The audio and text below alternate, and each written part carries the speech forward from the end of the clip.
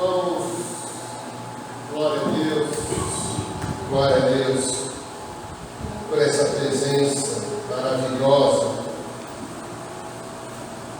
Glória a Deus por sua presença indescritível, inigualável. Glória a Deus pela sua presença. Estava pensando sobre uma palavra para essa manhã, para esse momento que nós estamos vivendo, momento de eleição.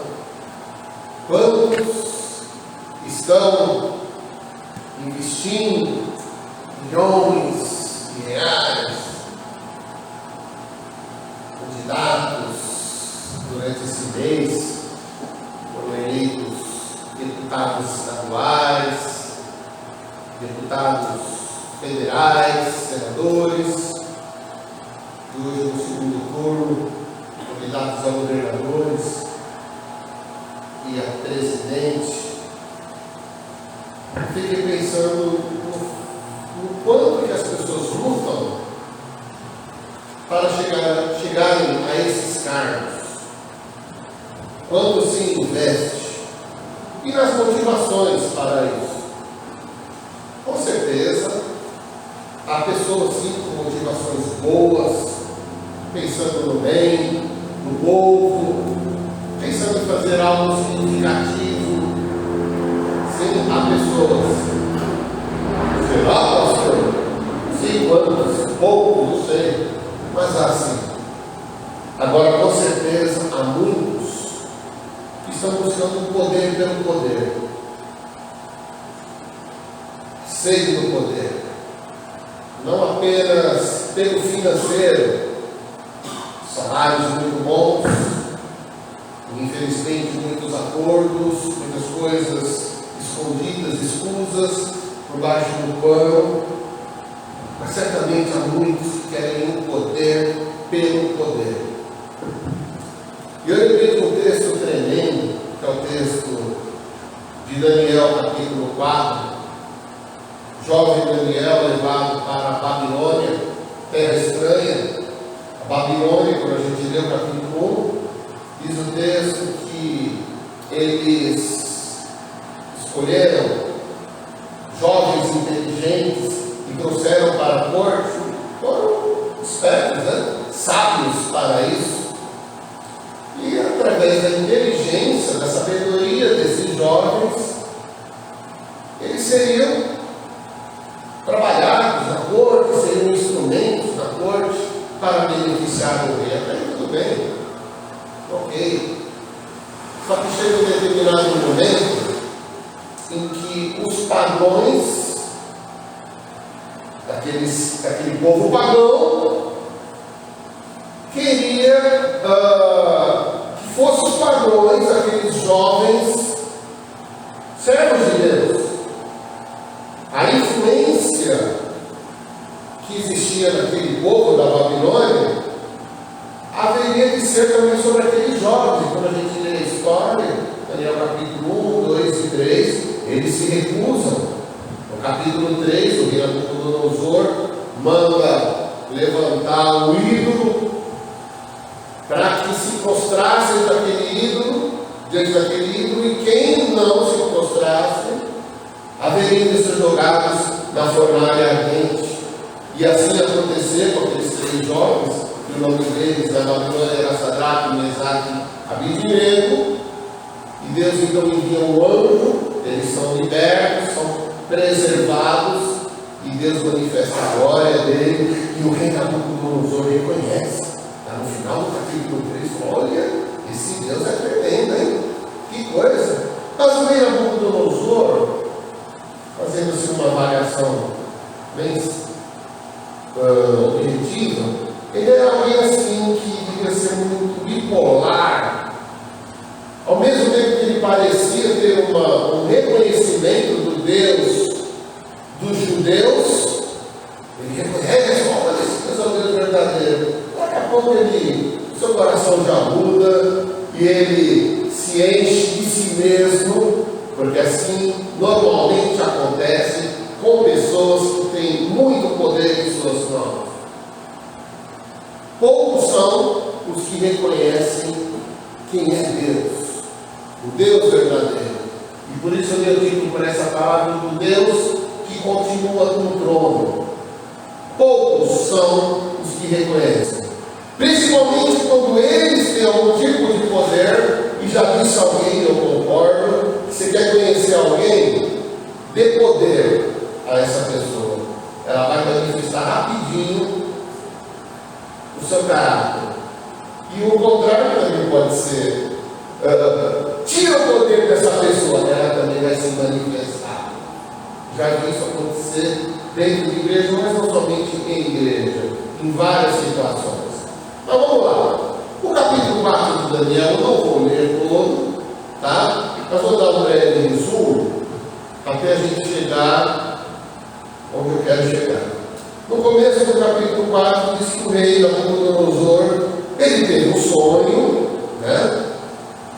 E esse sonho o incomodou. Era o sonho de uma grande árvore. E diz lá que essa árvore era tão grande que vinham os pássaros comer do fruto, vinham muitos se abrigarem debaixo da sombra dessa árvore. Mas chegou uma hora que essa árvore é cortada. E aí ficou apavorado. O que quer dizer esse sonho? E aí ele chama todos os magos, chama todos ali, e ninguém adivinhava o seu sonho.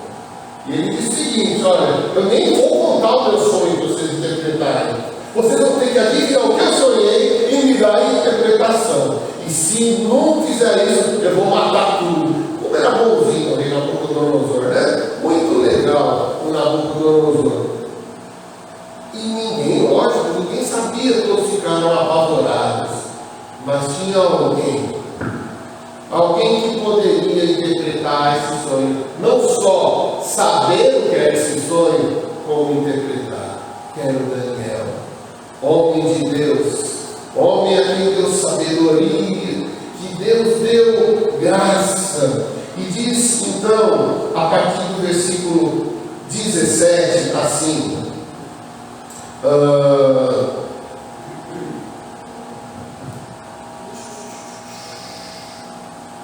vamos lá, 17.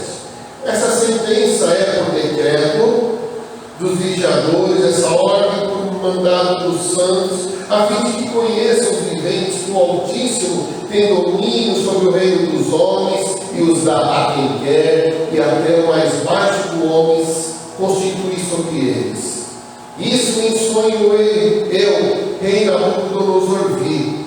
Tu, pois, Beltesazar, que era o nome que foi dado a Daniel, dize a interpretação. Todos os sábios do meu reino não puderam fazer-lhe saber a interpretação, pois tu podes, pois há em ti o Espírito dos deuses santos. Percebe que o rei, ele era bipolar. Se ele sabia que o Daniel tinha esse espírito na cabeça dele, o espírito dos deuses santos, né? Por que não chamou logo o Daniel? Então, uma hora ele reconhecia, outra hora não, mas enfim, no sufoco chamou. Assim muitas vezes acontece conosco, né? Na hora do sufoco, até o mais incrédulo, até o mais ateu, vai pedir ajuda do cristão. Oh meu Deus! Não é? Você já deve ter visto isso. Mas vamos lá. Então Daniel, cujo nome era Beltesazar, versículo 19, esteve atônito quase uma hora, seus pensamentos turbados.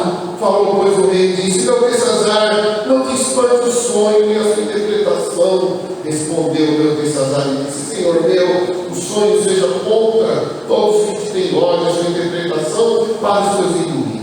A árvore que viste, que cresceu e se fez forte, cuja altura chegava até o céu, e que foi vista por toda a terra, cujas folhas eram formosas, seu fruto abundante, e que para todos havia mantimento, debaixo da qual moravam os animais do campo, e cujos ramos habitavam as aves do céu. És tu, ó rei, que cresceste, que fizeste forte, a tua grandeza cresceu e chegou até o céu. e teu domínio até a extremidade da terra. Enquanto ao que viu o rei, o vigia um santo que descia do céu e que dizia: cortai a árvore, destruí-a, mas o tronco com as suas raízes deixai na terra, com cadeias de ferro e de bronze, da erva do campo, e seja molhado no orvalho do céu. Sua porção seja nos animais do campo, até que passe sobre eles 7 tempos. Essa interpretação, ó rei. Esse é o decreto do Altíssimo, que virá sobre o rei, meu Senhor. Será tirado dentre os homens, a tua morada será como os animais do campo. E te farão comer erva como os bois, e será molhado por orvalho do céu. Passar-se-ão 7 tempos por cima de ti, até que conheças que o Altíssimo tem domínio sobre o reino dos homens e os dá a quem quer. Enquanto ao que foi dito, que deixasse o tronco com as raízes da árvore, o teu reino voltará para ti, depois que tiver conhecido que o céu reina. Portanto, ó rei, aceita o conselho, disfarce os teus pecados pela justiça e as tuas iniquidades, usando de misericórdia para com os pobres, se prolongar a tua tranquilidade.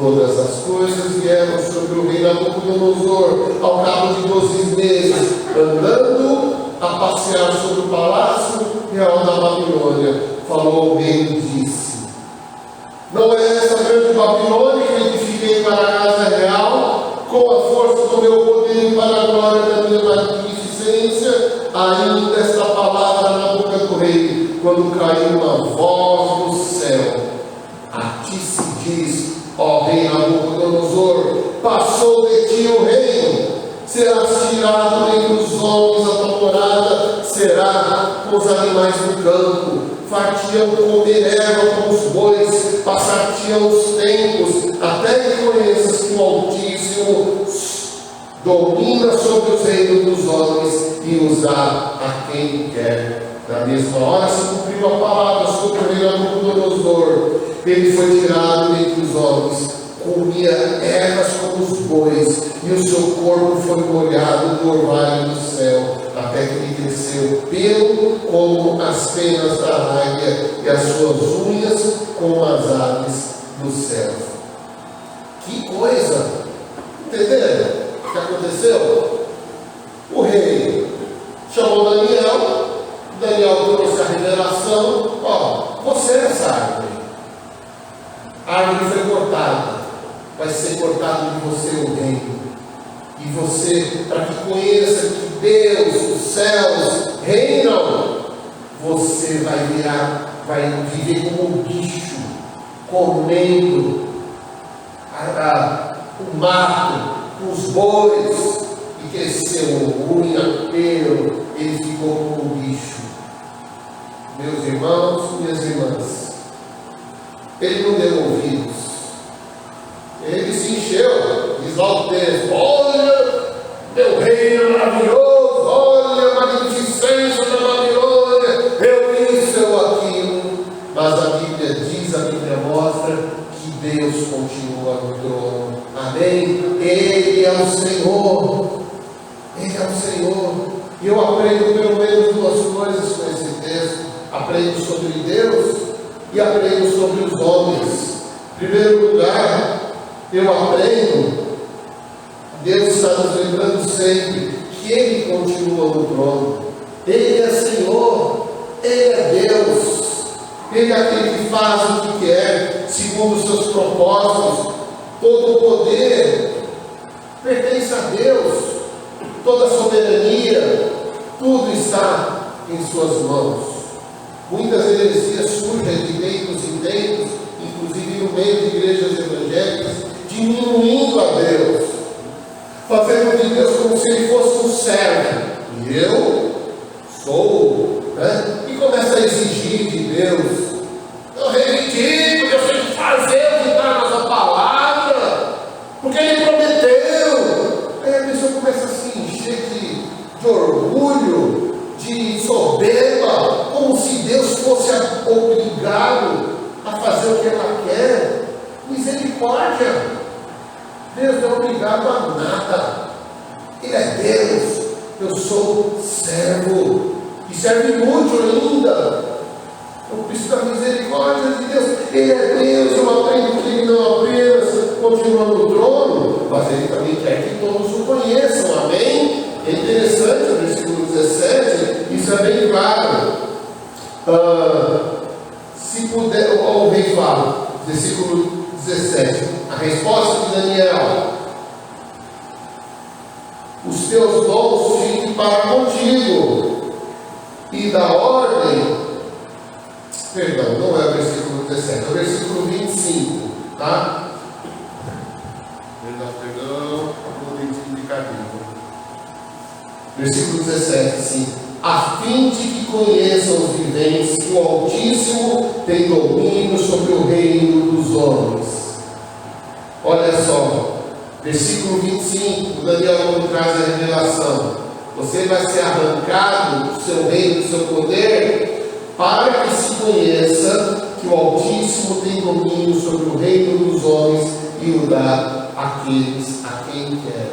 Percebe que Deus Ele quer se fazer conhecido. Ele quer que as pessoas o conheçam a sua grandeza, conheçam que Ele é o Deus que está no controle de todas as coisas. Deus, Ele se revela. Fato é que nem sempre é por meios agradáveis.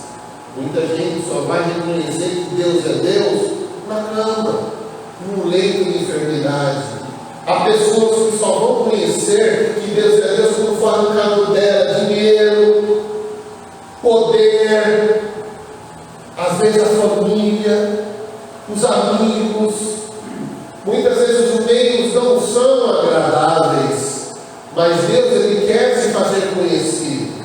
Ele quer que as pessoas o conheçam, o reconheçam da sua grandeza e na sua majestade. O rei teve que ser como aquela árvore, cortado, arrancado. Então Deus Ele tem prazer em salvar. Amém? Deus não tem prazer na morte do ímpio. Ele se revela, Ele quer se fazer conhecido, porque Deus Ele também dá oportunidades para que todos o conheçam. Deus fala. Ninguém pode chegar e falar assim: eu não vejo Deus, eu não percebo Deus, eu não ouço Deus, eu vou na igreja e não ouço. A pessoa só não ouve se ela tiver com seus ouvidos tampados. Já disse alguém que o pior surdo é o que não quer ouvir. Quanta gente você vai aconselhar, a pessoa não ouve. Quantas vezes Deus se revela, a pessoa está cega. Está lá em 2 Coríntios 4,4 que o Deus desse século cegou o entendimento das pessoas. As pessoas que são cegas e querem continuar cegas, porque elas não querem abrir mão do controle da sua vida. Elas não querem reconhecer o Deus que está no controle de tudo. E Deus revela, Deus fala, Deus dá oportunidades para que todos o conheçam, como fez com o rei Nabucodonosor e continua fazendo com o mundo hoje. O que Deus quer e espera é que nós o reconheçamos enquanto há tempo. Deus fala, espera de nós reconhecimento, humildade, arrependimento e mudança. Deus fala. Agora, essa pessoa vai se humilhar? Você. Eu não. Quem é você para mim falar dos meus erros? Quem é esse pregador aí para mim falar que eu sou pecador? Que negócio é esse? Eu não gosto, hein? Tá que eu sou pecador, que eu preciso de salvação? Eu sou bonzinho. Pago meus impostos, me arrepender. Uma frase que eu ouvia muito na minha juventude, parece o máximo, né? Eu só me arrependo das coisas que eu não faço. Eu não me arrependo das coisas que eu faço. Nossa, parece? Eu achava o máximo essa frase. Que coisa não tem nada a ver. Misericórdia. É o ápice da soberba, né? Olha, eu sempre fui muito bom. Então eu quero ser melhor. Eu quero aproveitar o máximo dessa vida, porque, né? Afinal de contas, tem que curtir. Mero engano, mera ilusão, porque Deus está dando oportunidades a todos, como Deus no Nabucodonosor. falou com ele e esperou dele o reconhecimento, a humildade, o arrependimento, a mudança. Mas também, no segundo ponto, nós aprendemos sobre os homens. Esse texto, não apenas a gente aprende sobre Deus, mas a gente aprende sobre o homem. O quê? Que eu preciso reconhecer o meu tamanho e o meu real sentido de valor. Versículo 35, o Nabucodonosor, depois de um tempo, ele recobrou a consciência. Já havia o Daniel entendido, revelado pelo Senhor, que seria um tempo onde ele ia ficar louco, andando, vivendo como um bicho, mas era um tempo. E aí o reino seria trazido para ele de volta. Mas era necessário que o Nabucodonosor reconhecesse, assim como nós, o nosso tamanho e o nosso real sentido de valor. Olha que legal, versículo 35. Eu falei do 34, né? Ao final daqueles dias, eu, Nabucodonosor, levantei os meus olhos aos céus, tornou-me a vir o meu entendimento, e eu bendisse o Altíssimo e o louvei, e glorifiquei ao que vive para sempre, cujo domínio é um domínio sempre eterno, e cujo reino é de geração em geração.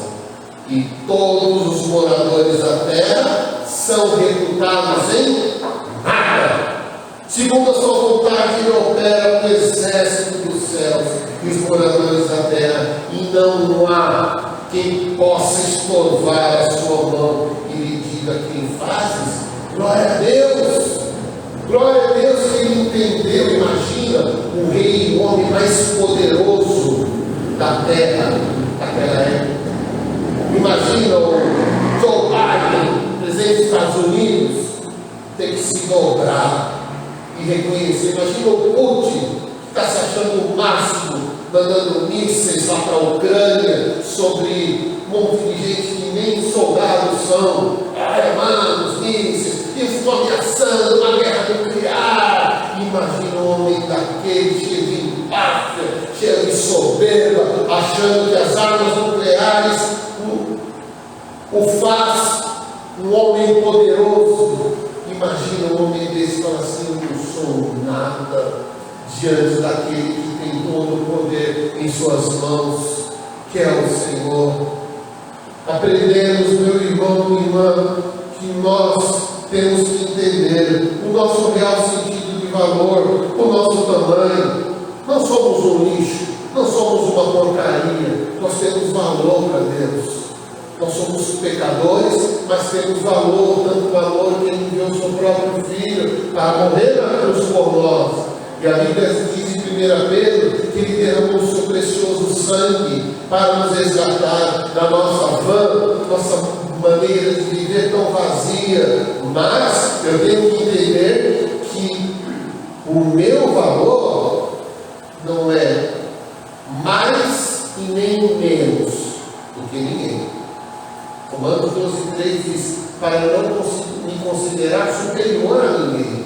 Cada um entenda o seu valor diante de Deus. Não sou maior, também não sou pior que ninguém. Maior do que tudo e do que todos é o Senhor. Melhor do que todos é o Senhor. Por isso, quando a gente canta um louvor como esse, a gente tem que se emocionar. Uma coisa eu vou pedir, baseado no Salmo 27, 4. Eu quero estar na presença do Senhor todos os dias da minha vida ali, onde eu me sinto muito bem. E aí eu entendo também sobre os homens que a exaltação e a humilhação vinda de Deus tem propósitos. Se Deus te exaltou, se Deus está te honrando, é porque Ele tem propósitos na sua vida. Amém? Se Deus está te dando prosperidade, glória a Deus, é porque Ele tem propósito na sua prosperidade. Mas também, se Deus tirar, se Deus te humilhar, é porque Ele também tem propósito. Deus não faz nada ao acaso e nem permite nada ao acaso. No versículo 35, quando o rei ele reconhece a grandeza do Senhor, ele estava ao mesmo tempo reconhecendo que Deus, segundo a sua vontade, com o exército dos céus e os moradores da terra, e não há ninguém que possa impedir. Amém? Agindo Deus, quem impedirá? Mas com propósitos. Deus não está deixando as coisas acontecerem porque Ele perdeu o controle. Muitos até hoje questionam: que Deus é esse que permite uma luta na minha vida? Que Deus é esse que permitiu decepções na minha vida? Que Deus é esse? E muitas perguntas e muitas revoltas acontecem porque não foi apresentado para essa pessoa o Deus verdadeiro, o Deus que nos ama e que tem propósitos em tudo, até mesmo na dor. Deus tem propósitos até mesmo nas derrotas e nas perdas. Deus tem propósitos sempre. Lembra do Jó? Quando diz lá em Jó, capítulo 42, versículo 5, diz assim: bem sei que tudo podes, e nenhum dos teus planos pode ser frustrado. Antes eu te conhecia só de ouvir, mas hoje os meus olhos te veem. O Jó entendeu e teve também os seus momentos de crise e de revolta, mas ele permaneceu firme no Senhor, a ponto de dizer: eu sei que meu Redentor vive, e que no final ele se levantará sobre a terra. Quem dá a palavra final é o Senhor, amém? Não são homens, não são circunstâncias, não são situações, por mais difíceis que nós passemos, por mais difíceis que nós vivamos algumas situações, Deus continua no trono, Deus continua no controle, e você e eu devemos nos submeter e clamar: Deus, cumpra os seus planos na minha vida, cumpra a tua vontade, seja feita a tua vontade, mesmo que para isso eu seja humilhado, mesmo que o Senhor tenha que me exaltar, mas uma coisa, Senhor, não permita é que eu saia da tua presença, não permita que qualquer coisa me desvie de ti. E aí eu termino sobre o aprendizado sobre os homens, que a gente entende aqui na vida do rei Nabucodonosor, é que louvar a Deus e reconhecer a sua grandeza é sempre necessário. Amém? Quando o rei, lá no versículo 37, diz, termina esse capítulo de uma forma tremenda: agora, pois eu, Nabucodonosor, o louvo, o exalto, o glorifico, o Rei dos céus, porque todas as suas obras são verdadeiras, o seu caminho, os seus caminhos, juízo, e pode humilhar os que andam na soberba. Amém? Deus não precisa da minha adoração. Deus não precisa. Deus não precisa do meu dinheiro. Deus não precisa. Ele não está implorando para você e eu conseguirmos. Deus não está. Ele é autossuficiente. Ele se subsiste a si mesmo. Eu preciso de Deus. Nós precisamos. Amém? Nós precisamos dar todo o louvor e toda a glória a Ele. Tudo pertence a Ele, a honra, o louvor, a glória. Preguei sobre Apocalipse aqui no domingo passado, e eu comentei que uma das coisas que mais o João presenciou no céu eram os anjos, eram todos louvando, exaltando e glorificando e reconhecendo o domínio, o poder e a majestade ao Cordeiro de Deus, ao Senhor, ao Deus que vive para sempre. Viver para a glória de Deus é uma necessidade minha, sua. Nós fomos criados para viver para a glória do Senhor. Por que a gente se sente tão bem no momento do culto? Por que a gente se satisfaz de uma forma tão maravilhosa quando a gente louva, ainda que o louvor seja para Deus, a gente é abençoado? Ainda que tudo que nós façamos aqui tem um objetivo maior, Deus ser glorificado e exaltado, por que a gente fica tão feliz, né, Elias? Por quê? Por que a gente quer pregar, anunciar para as pessoas: vem para a igreja, vem buscar Jesus junto comigo, porque eu quero que as pessoas tenham a mesma alegria, a mesma satisfação que eu um dia recebi quando aceitei Jesus,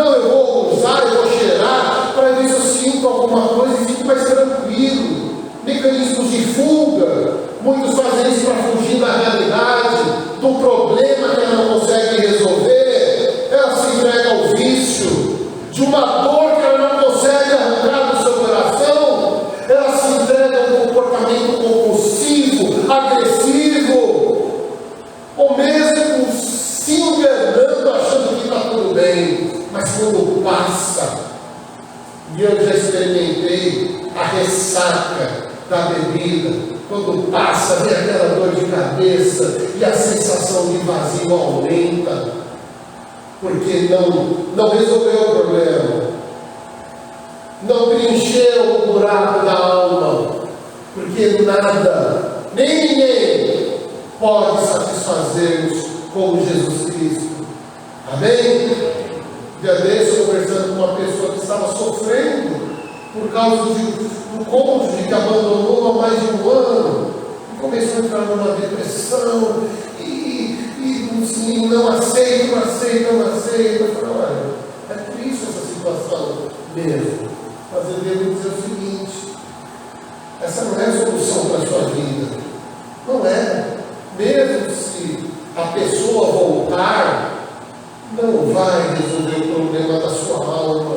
Você precisa de Jesus com essa pessoa voltando ou não. Vamos orar sim para ser restaurado esse relacionamento, mas não é essa a solução para a sua vida. As pessoas não podem ser muletas para nós. Nada nesse mundo pode ser um apoio, porque tudo isso é frágil, tudo isso se desmorona. Reinos, poder passam. O Nabucodonosor teve que experimentar com muita dor e sofrimento que aquele poder que ele tinha em suas mãos não era nada. Aquela glória se esvaía diante da glória e majestade do Senhor. Por isso, quando eu vivo para a glória, tem sentido, não apenas quando eu separo o tempo, mas quando eu vivo para a glória de Deus. Amém? Foi o que o Paulo escreveu lá em 1 Coríntios 10, 3, e fala: quer tomar, quer beber, faça tudo para a glória de Deus. Então, o seu trabalho é para a glória de Deus. Seu relacionamento é para a glória de Deus. Seu dinheiro é para a glória de Deus. Seu lazer, seu tempo em casa, na praia, faça isso que precisa. É para a glória de Deus. Não apenas essa 1h30 que a gente passa aqui. É para a glória de Deus. É um tempo maravilhoso, mas a minha vida tem que ser para a glória de Deus. Romanos 11:36, porque dele, por ele e para ele são todas as coisas. Amém? E eu termino, meu irmão, minha irmã, só lembrando, Deus é Deus. Amém? Ele é o Senhor, Ele é o soberano, todo o poder e toda a glória pertence a Ele. A mim e a você nos compete adorá-lo, reconhecer a sua grandeza, a sua glória, a sua majestade, reconhecer com humildade sempre com humildade quem é Deus, até para que as mudanças que Ele quer que eu e você vivamos aconteçam. Esse é o caminho, meu irmão. Esse é o caminho, meu irmão. Eu não sei quais serão os resultados da eleição de hoje, das eleições de hoje, para presidente e para governador. Vamos votar com sabedoria, para quem ainda não votou, mas entender que acima de tudo e de todos está o Senhor, entregando a Ele o nosso país, o nosso destino, para que seja o melhor para nós. Esses homens, alguns bem intencionados, outros não, eles estão debaixo do poder, do domínio e da soberania do Senhor. Amém? E a sua vida também. Aquele detalhezinho da sua vida, aquele probleminha chatinho, que é pequenininho, mas que tanto incomoda Deus também. Eu gosto do louvor, eu pedi para a gente cantar. Apesar da glória que tens, tu te importas comigo também. Amém? Vamos louvar o Senhor, esse lindo cântico, tu és soberano.